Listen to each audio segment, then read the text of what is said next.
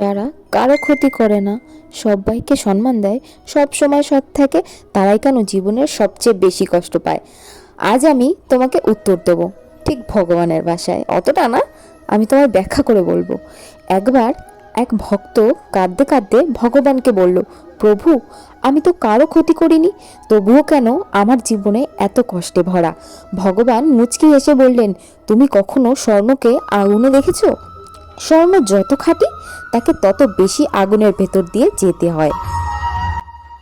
দেন না, তিনি পরীক্ষা দেন শুধু তাদেরই যাদের ভেতরে সেই শক্তি আছে, যারা ভালো করে তাদের মন পরিষ্কার, তাই কষ্ট তাদের বেশি অনুভব হয়। যারা অন্যায় করে তাদের বিবেক আগেই মরে যায়, তাই কষ্টও তাদের কম লাগে। ভগবান তোমাকে ভাঙছে না, বরং তিনি তোমাকে শক্তি সঞ্চার করাচ্ছে, তিনি তোমাকে তৈরি করছে সকল বাস্তবতার মুখোমুখি হওয়ার জন্য।